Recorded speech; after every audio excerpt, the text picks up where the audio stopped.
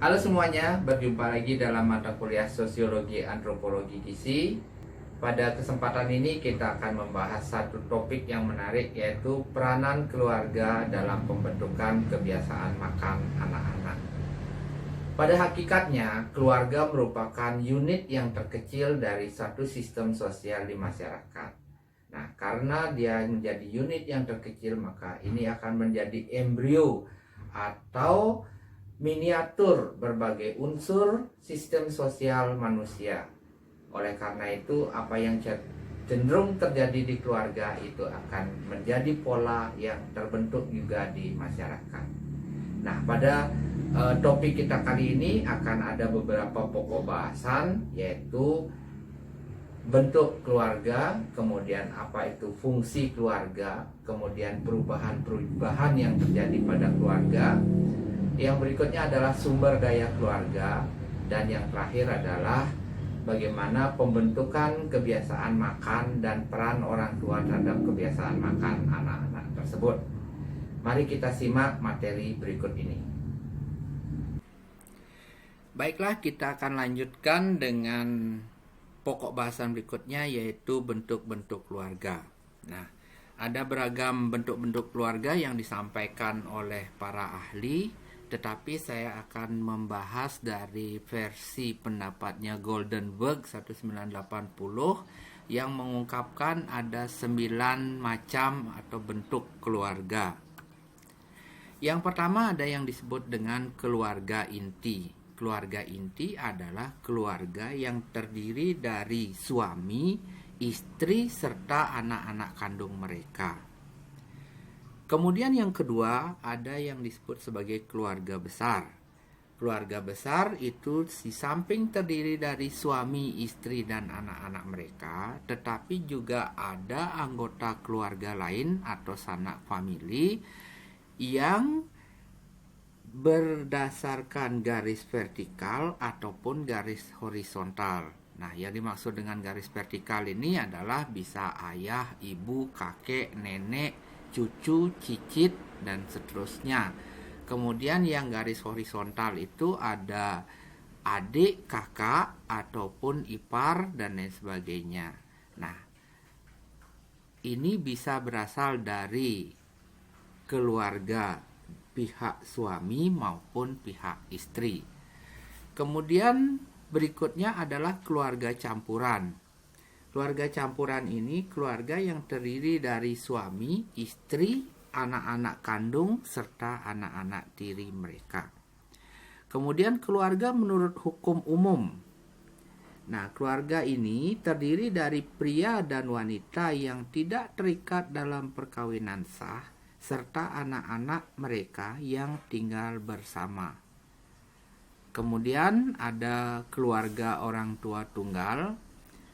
Keluarga ini terdiri dari pria atau wanita yang mungkin karena berpisah, bercerai, ditinggal, meninggal, atau mungkin juga tidak menikah, serta anak-anak mereka yang tinggal bersama.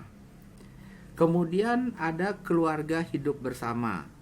Keluarga ini terdiri dari pria, wanita, dan anak-anak yang tinggal bersama, berbagi hak dan tanggung jawab, serta memiliki kekayaan bersama. Kemudian keluarga serial. Keluarga yang terdiri dari pria dan wanita yang telah menikah dan mungkin telah punya anak, tetapi kemudian bercerai dan masing-masing menikah lagi, serta memiliki anak-anak dengan pasangan masing-masing.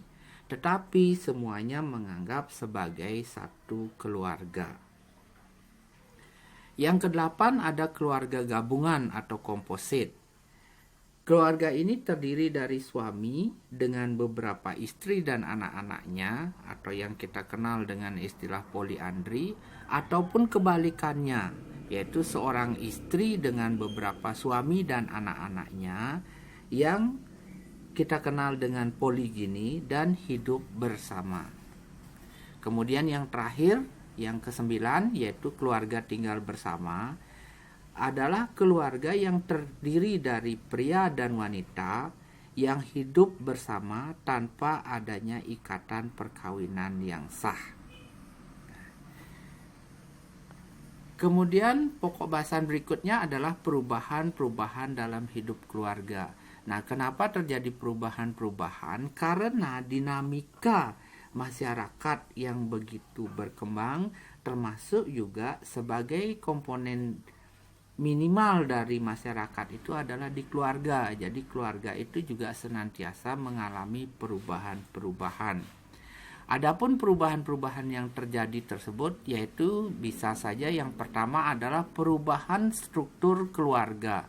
Nah, hal ini terkait dengan pendefinisian keluarga, kemudian tempat tinggal maupun pertalian darah.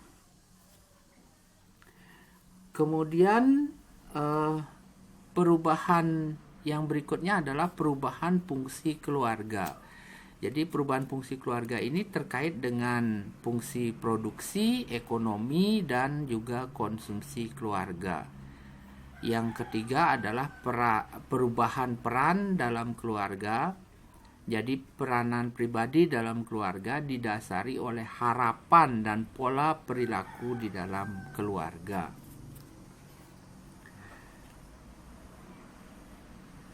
Nah, sekarang kita akan membahas tentang fungsi keluarga. Jadi dalam hal ini saya akan mengkaji fungsi keluarga ini berdasarkan kajian dari BKKBN. Jadi menurut BKKBN terdapat 8 fungsi utama keluarga itu sendiri. Adapun 8 fungsi utama keluarga itu antara lain. Yang pertama adalah fungsi reproduksi.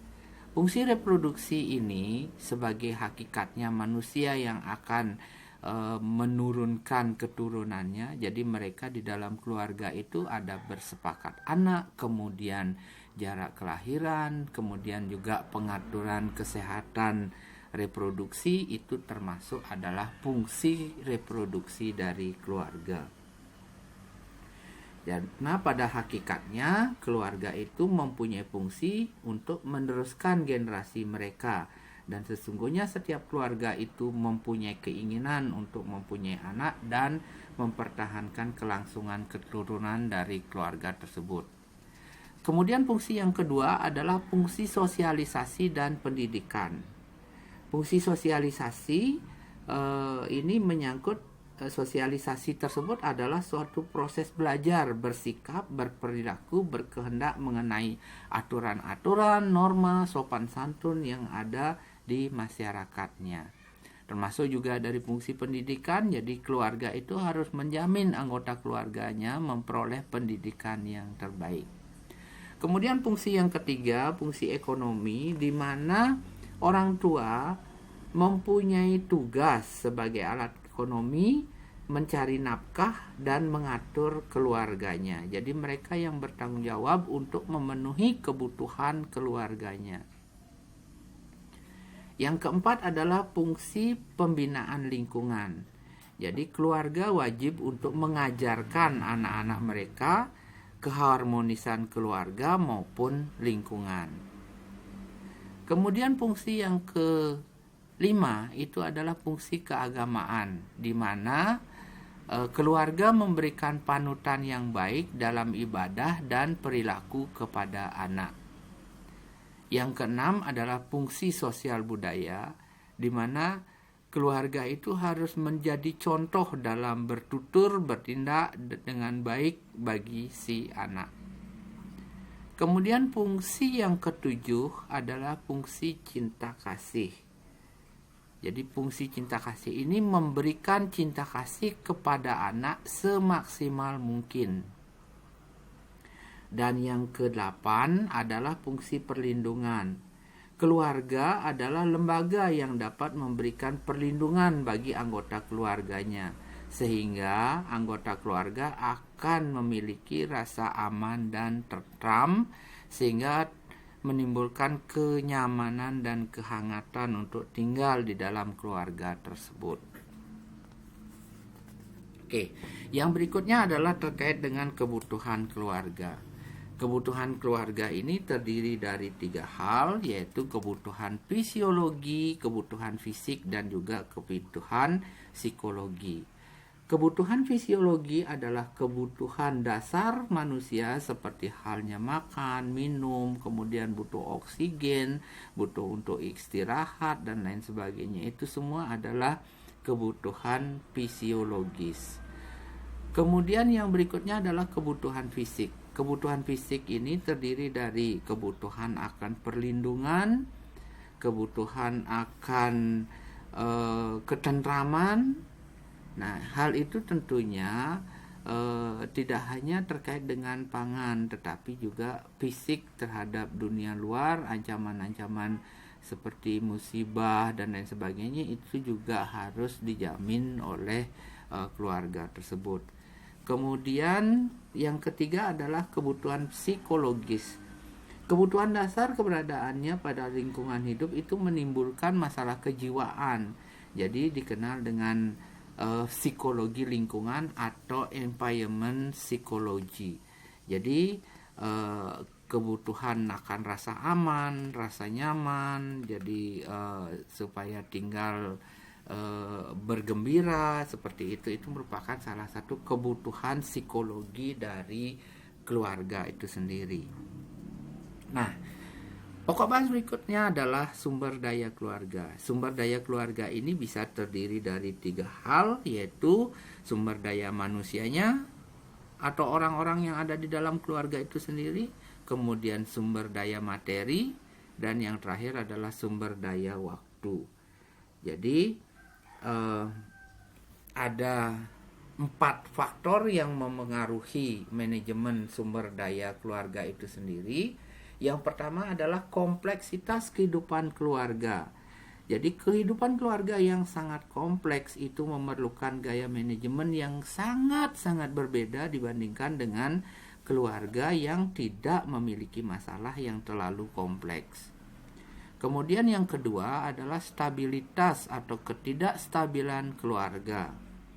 Keluarga yang stabil cenderung dapat melakukan manajemen sumber daya keluarga itu lebih baik karena semua anggota keluarga dapat difokuskan untuk melakukan kegiatan untuk mencapai tujuan. Yang ketiga adalah peran dan perubahan keluarga. Manajemen sumber daya keluarga itu sangat dipengaruhi oleh peran dari masing-masing anggota keluarga di masyarakat dan juga adanya perubahan di dalam keluarga. Misalnya adanya anggota keluarga yang baru meninggal atau ada yang lahir sebagai pertambahan anggota keluarga baru di keluarga tersebut, ini akan sangat mempengaruhi bagaimana manajemen sumber daya keluarga. Kemudian yang keempat adalah teknologi. Dengan teknologi yang sudah semakin canggih, keluarga dapat melakukan manajemen sumber dayanya dengan lebih terarah lagi. Oke. Nah, sistem manajemen sumber daya keluarga itu tergantung dari sistem keluarga itu sendiri. Nah, sistem keluarga ini terdiri dari 2 subsistem, yaitu sistem personal dan sistem manajerial. Sistem personal yang dimaksudkan di sini adalah sistem yang berperan dalam menerima masukan dan dari kekuatan eksternal dan mengklarifikasi nilai, menumbuhkan kapasitas individual dari seluruh anggota keluarga yang ada. Sedangkan yang kedua, sistem manajerial itu terdiri dari masukan, proses, keluaran sampai dengan umpan balik. Nah, kemudian ada beberapa cara untuk menggunakan sumber daya keluarga tersebut. Yang pertama ada cara pertukaran. Nah, cara pertukaran ini bisa dilakukan antar keluarga dengan orang lain. Nah, sumber daya ini bisa berkurang, bisa tetap, dan juga bisa bertambah. Kemudian yang kedua, konsumsi. Konsumsi ini untuk meningkatkan kualitas kehidupan keluarga. Kemudian ada proteksi, di mana pengurangan sumber daya untuk mengurangi risiko yang tidak diharapkan. Kemudian yang berikutnya ada transfer. Kemudian ada tabungan dan investasi. Ini merupakan cara pengelolaan sumber daya keluarga dari segi materi. Nah, yang terakhir adalah terkait dengan keahlian kita di bidang gizi. Jadi kita harus memahami juga bagaimana peran keluarga dalam pembinaan kebiasaan makan anak-anak. Jadi keluarga ini sangat berperan untuk membentuk kebiasaan makan pada anak, bukan hanya peran orang tua tapi juga seluruh anggota keluarga. Tapi saya akan coba fokuskan bagaimana orang tua itu menekankan hal-hal yang penting ketika anak-anak itu mulai membentuk kebiasaan makan mereka.